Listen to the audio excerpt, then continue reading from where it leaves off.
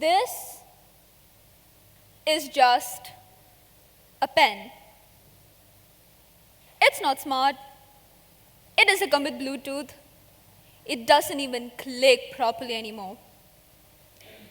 I found it at the back of a dusty cupboard at school, probably left by some student from 2019 who gave up during a physics test and walked out.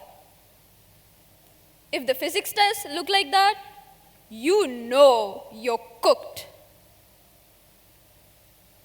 Most people wouldn't give it a second glance, but I did.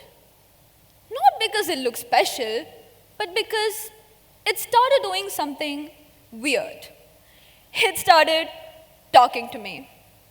Don't worry, I haven't completely lost it. It wasn't just a voice in my head, but something far more interesting. But I noticed that every time I used this pen, it showed me something about myself. And that's when I realized, this pen doesn't just write my thoughts, it writes me back. And this pen, it's practically a loudmouth. It's asked me way more personal questions than my relatives at family gatherings. And it's been way more helpful. So let me take you through a few times this pen has exposed me in the best ways possible. The first time I used this pen was during a creative writing class. You know the kind where the prompt says, write a poem about silence, and your brain says, silence is silent? I panicked. I stared at the blank page like it was daring me.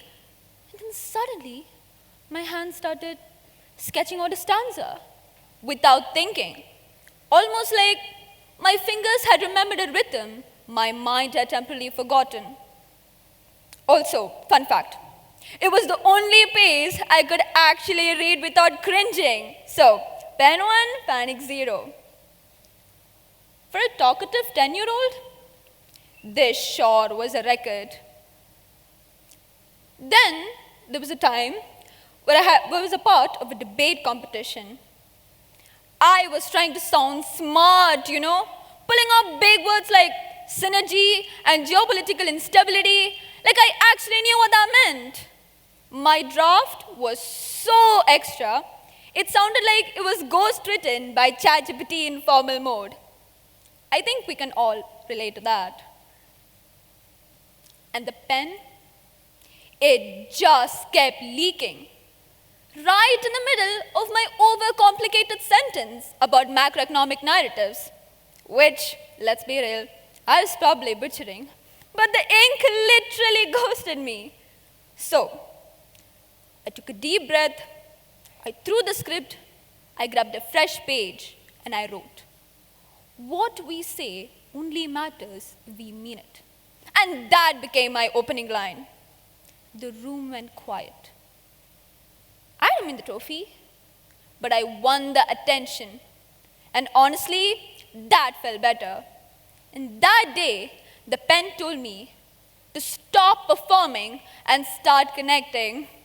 Also, it probably said, chill, fam, before I explode. Then, there was a time where we had to write about our dream careers. I immediately wrote, neurologist. Perfect, academic, impressive, looks great on a vision board. But the pen hesitated. It hovered over the paper like it didn't believe me. So I flipped the page and I wrote again. I want to help people figure out how their brains work so that they can heal and grow. Not as short, not as label friendly, but it felt me. And that's when I realized, we don't always know what we want, but the things that we use every day, like our pens, phones, and even our messy desks do. This is a study conducted by the American Psychological Association on how a messy desk encourages a creative mind. Now, if we take a a scientific term. There's actually a name for this: extended cognition. It's the idea that the objects that we use every day, like our pens, phones, planners, aren't just tools. They're a part of how we think. So yeah, when I say this pen writes me back, I don't mean it's magic. I mean, it's a part of how I figure things out, like a mirror, or a therapist that costs nothing and doesn't judge your handwriting. It's not about the ink, it's about the interaction. In Espanol, you don't say, I forgot my keys. You say, se me olvidaron las llaves, which means the keys forgot themselves on me. It sounds small, but suddenly, it's not just you. It's the keys teaching you something about yourself. So, the next time you're stuck, anxious, or trying to make a decision, don't just sit and overthink.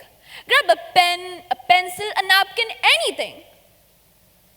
Write something. Watch what comes out and listen carefully. Because it might not be you doing the right thing. It might be something deeper, something honest, something that's been waiting to speak through the most ordinary object in the room.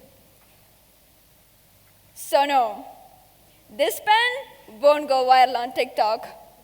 It doesn't even light up or sync to an app.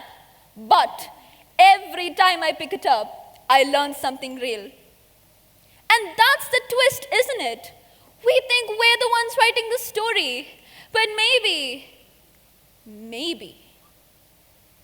the story's been writing us all along. Thank you.